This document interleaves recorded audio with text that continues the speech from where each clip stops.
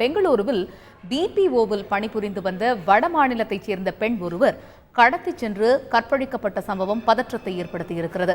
இது தொடர்பான கூடுதல் தகவல்களை தொலைபேசி வாயிலாக எமது செய்தியாளர் பாரதிராஜாவிடம் கேட்கலாம். பாரதிராஜா, இந்த சம்பவம் எப்பொழுது எப்படி நடந்தது, அது குறித்த விவரங்களை சொல்லுங்க. அதாவது மகாராஷ்டிராவை சேர்ந்த பெண் ஒருவர் கடந்த சனிக்கிழமை அன்று தனது வேலையை முடிந்து கொண்டு வீட்டுக்கு திரும்பியிருந்தார். அதாவது எஸ்எஸ்ஆர் லேஅவுட்ல இருக்க அவர் வீட்டுக்கு போயிட்டு இருக்கும்போது இந்த சம்பவம் நடந்திருக்கு. பஸ்ஸுக்காக அவர் காத்திருக்கும் போது பஸ் வரல. அதனால அந்த வழியா ஒரு டெம்போ டிராவலர்ல, அது பயணிகளை ஏற்றிக்கொண்டு செல்ற டெம்போ டிராவலர், அதுல அவங்க ஏறி போயிருக்காங்க. அந்த மாதிரி போகும்போது அந்த டிரைவர் உடன் இருந்த இன்னொரு பேசஞ்சர் ரெண்டு பேரும் சேர்ந்து அந்த பொண்ணை மடிவாளா பகுதியில் உள்ள ஒரு ஒதுக்குப்புறமான இடத்திற்கு அழைத்து சென்றாங்க. அந்த பொண்ணு சத்தம் போட முயன்ற போது அந்த பொண்ணை வலுக்கட்டாயமாக இருவரும் சேர்ந்து பலாத்கார சம்பவம் செஞ்சிருக்காங்க. இது தொடர்பாக நேற்று தான் காவல்துறையில புகார் பதிவானது.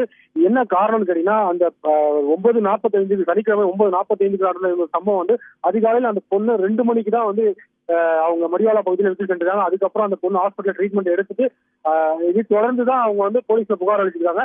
இந்த புகார் தொடர்பாக தற்போது போலீசார் விசாரணை நடத்தி வருகின்றனர். பாரதிராஜா, இப்ப நேற்றுக்கு தான் இந்த சம்பவம் தொடர்பான புகார் காவல் நிலையத்தில் பதிவு செய்யப்பட்டிருக்கிற நிலையில இந்த வழக்கு தொடர்பாக காவல்துறை எடுத்துள்ள அடுத்த கட்ட நடவடிக்கை என்ன பாரதிராஜா? 2 நாள் அவங்க மருத்துவமனையில் ட்ரீட்மெண்ட் எடுத்து நேற்று தான் புகார் கொடுத்திருக்காங்க. இதனால புகார் பதிவு செஞ்ச போலீசார் அந்த பொண்ணு கடத்தப்பட்டதா சொல்ற அந்த இடத்துல இருக்க சிசிடிவி ஃபுட்டேஜ் காட்சிகளை தற்போது ஆய்வு செஞ்சுட்டு வராங்க.